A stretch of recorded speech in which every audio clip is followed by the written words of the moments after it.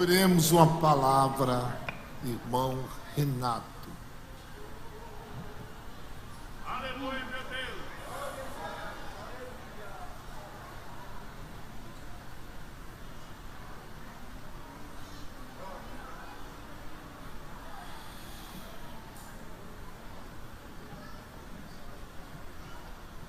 Mais uma vez, saúdo a amada igreja com a graça e a paz do Senhor. Por gentileza, irmãos, vamos abrir a palavra de Deus na carta que Paulo escreveu aos Filipenses.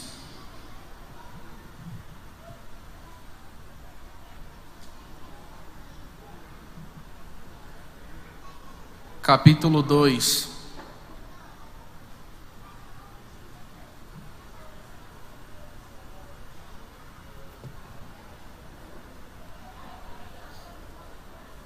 A partir do verso de número 5.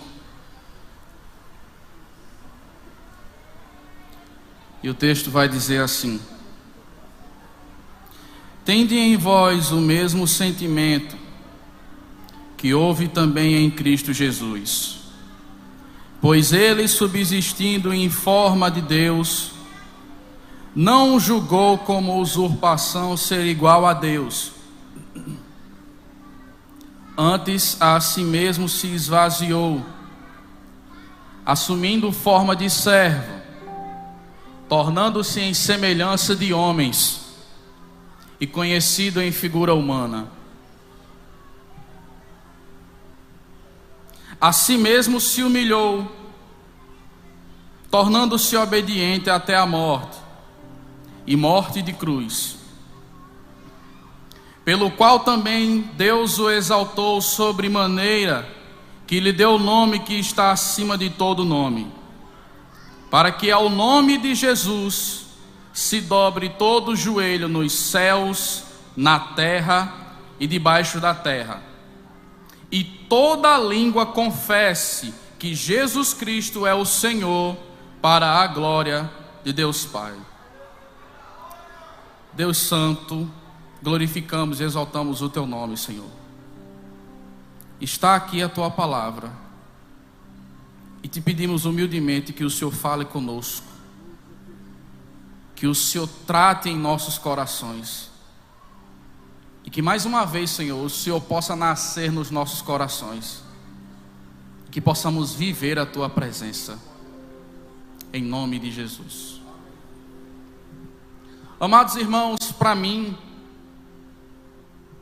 eu sei que existem tantos e tantos outros textos que falam acerca do nascimento de Jesus Cristo, mas para mim esse texto é especial, me toca de forma um tanto profunda. Não há texto melhor para falar acerca do nascimento de Jesus Cristo e o que é que significa esse nascimento. Mas antes de entrar no texto, contextualizando esta carta, Paulo está escrevendo para a igreja de Filipos, e nessa igreja está havendo alguns problemas, está havendo alguns conflitos. Nessa igreja, alguns irmãos que eram muito familiarizados, muito apegados com Paulo, estavam preocupados com a prisão de Paulo. Alguns irmãos estavam entrando em conflitos pessoais, contendas. Alguns falsos mestres estavam tentando pregar nesta igreja, nesta comunidade, um evangelho que não é o de Cristo. E também havia por parte de alguns irmãos tristeza por causa da prisão de Paulo. Mas a fé de Paulo era tamanha que para qualquer pessoa naquela época, e nas condições que eram as prisões de Roma, qualquer pessoa entraria em desespero e diria: eu quero sair, eu vou escrever para os meus amigos, pedindo aqui que eles dêem um jeito, que eles façam alguma coisa, porque eu quero sair. Mas para Paulo não. Porque Paulo conhecia o Cristo que havia nascido, morrido e ressuscitado. Para os irmãos que estavam tristes e aflitos nessa congregação, Paulo dizia: ei, se alegre.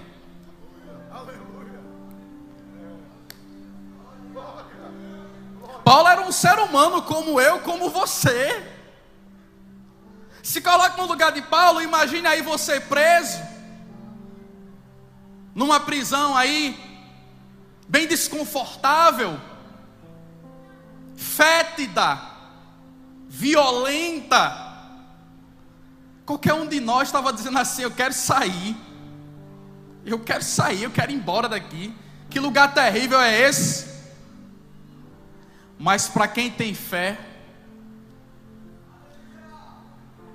para aqueles que Cristo nasceu dentro de cada um, esse que tem fé, ele diz assim: não se preocupe não.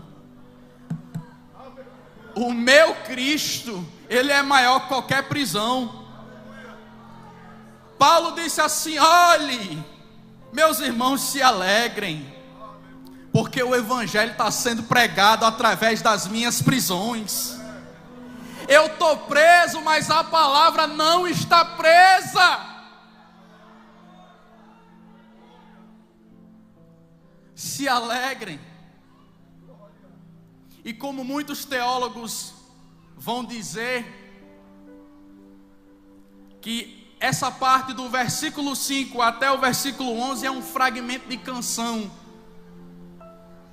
E a igreja primitiva, nos primórdios, costumava cantar fragmentos de canções que eles mesmos compunham. E Paulo diz: ei, se alegre. Lembra daquela canção que dizia assim: tende em vós o mesmo sentimento que houve em Jesus Cristo, que subsistindo em forma de Deus, não se apegou. Porque, meu irmão, vejamos bem, Ele é Deus, Ele é, Ele era, Ele sempre foi, Ele sempre será. Ele não depende de nós para absolutamente nada. A palavra de Deus diz em João, capítulo 1, no princípio era o Verbo, e o Verbo era Deus, e o Verbo estava com Deus, e o Verbo estava no princípio com Deus. E no versículo 3 vai dizer assim: todas as coisas foram feitas por intermédio dele, e sem ele nada do que foi feito se fez. Sem Cristo, nada do que foi feito, nada do que foi criado existiria. Ele é o Verbo que deu poder, que criou, que quando disse haja luz, Ele era a própria luz.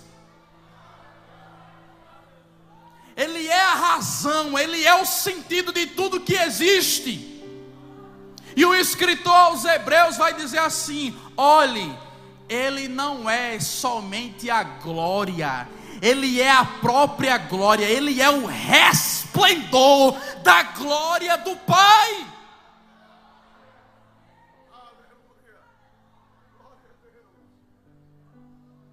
Oh, meu irmão, Ele é o dono de tudo.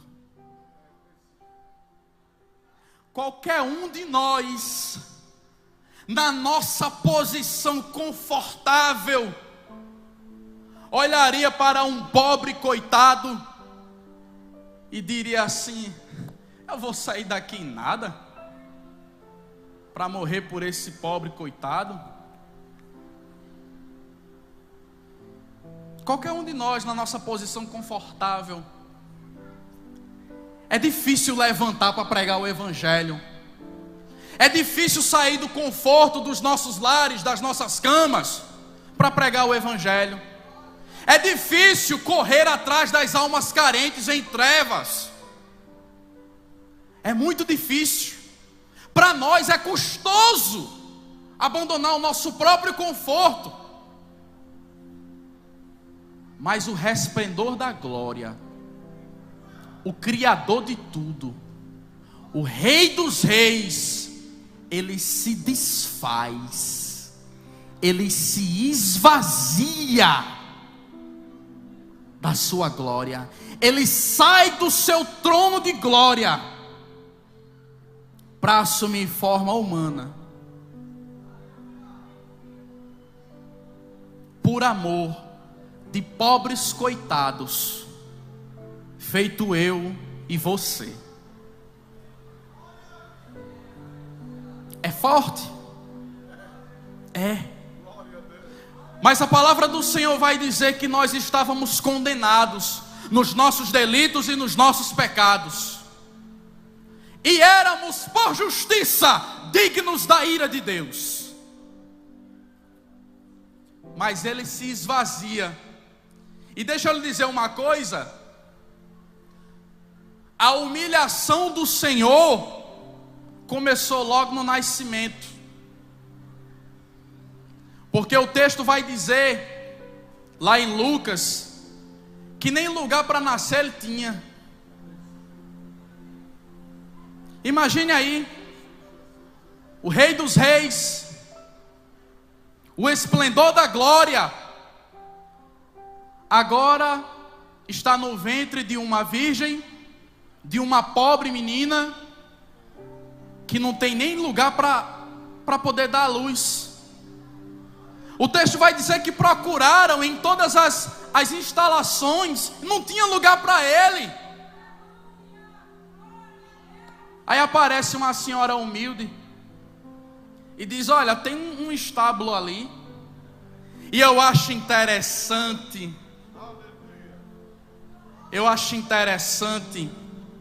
que a atualidade dos nossos dias faz aquela coisa bonitinha, sabe? Umas palhinhazinhas, os 3 reis magos ali, aquela coisa bem bonitinha, sabe? Mas você já foi para um estábulo ou em uma fazenda? Você viu como é que é? O chão do estábulo é limpo? É não. É cheio de fezes de animais. Não é um lugar muito agradável de se estar. É fétido, desconfortável, úmido. Mas o Rei dos Reis, o Senhor dos Senhores, foi humilhado desde o seu nascimento. E essa parte deveria nos incomodar e muito, porque muitas das vezes por qualquer coisinha a gente já quer esbravejar. Eu não aceito ser humilhado por ninguém não. Eu? Duvido Eudó, venha para cima de mim. Não aceito não. Às vezes você é perseguido no trabalho, na faculdade, na escola, é achincalhado pelos colegas, pelo simples fato de ser cristão. Meu Senhor, pela misericórdia, eu sou teu filho, ainda dei assim, eu sou teu filho, eu estou sendo humilhado desse jeito, Senhor. Aí Jesus olha para mim, olha para você, ô bichinho de Jacó, terra seca. Eu sou o esplendor da glória de Deus, e eu fui humilhado, por que é que tu não pode ser?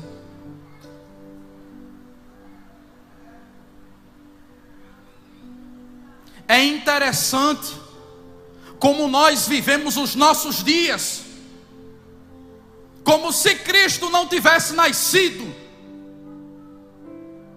como se Ele não tivesse morrido, e como se Ele não tivesse ressuscitado, e como se Ele não fosse cumprir a sua promessa de vir e nos levar para a eternidade.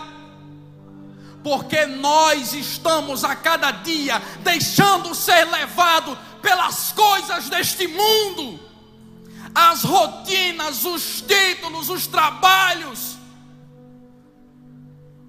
estão consumindo o nosso tempo de intimidade com Deus. E para orar dá um trabalho medonho. Para ler, para estudar a palavra, é um esforço terrível. Mas se o patrão disser para você 5 horas da manhã, eu quero você aqui, você está lá.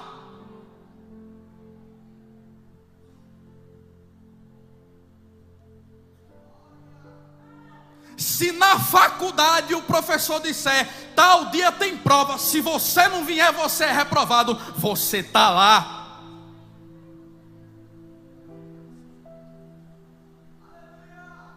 E a pergunta desta noite: realmente Cristo nasceu em nossos corações? Tem lugar para Ele aí dentro? Em seu Renato, tem lugar para Ele aí dentro do seu coraçãozinho duro?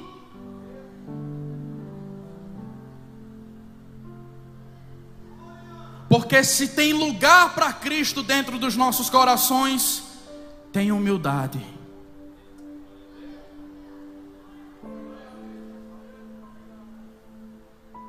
Tem espírito voluntário de servidão. Nessa mesma carta, Paulo vai dizer: irmãos, considerem-se os seus irmãos maiores que vocês. Sejam servos dos seus irmãos. A Bíblia vai dizer que aquele que diz que ama a Cristo, mas odeia o seu irmão, este é mentiroso e o amor de Cristo não está nele.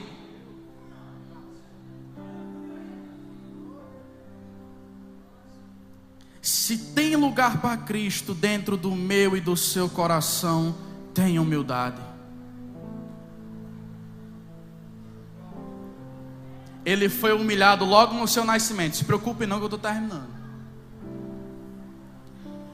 Ele foi humilhado logo no seu nascimento.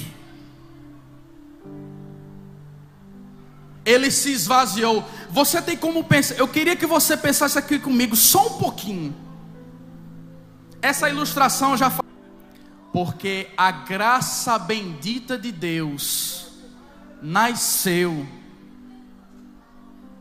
para que eu e você fôssemos livres da condenação eterna. Olhe, lá em Hebreus 10 o texto vai dizer assim: nós não somos daqueles que retrocedem para a perdição, mas somos da fé para a conservação da alma. Persista, persevere. Porque aquele que há de vir virá e não tardará.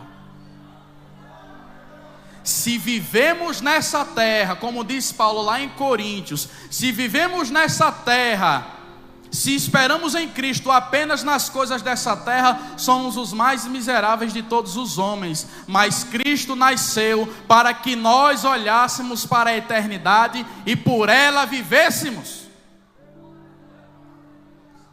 Quer um segredo para vencer a luta? Viva para o eterno. Ame o eterno. Busque o eterno.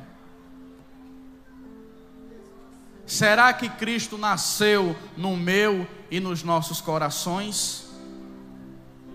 Se de fato, irmão, Ele nasceu e vive em nossos corações, este Natal não será só mais um Natal. Este Natal será diferente. Porque a partir do momento em que Ele habita nos nossos corações, nós amamos viver em sua presença. Que Deus continue abençoando a igreja. Todos os corais louvando ao Senhor, finalizando.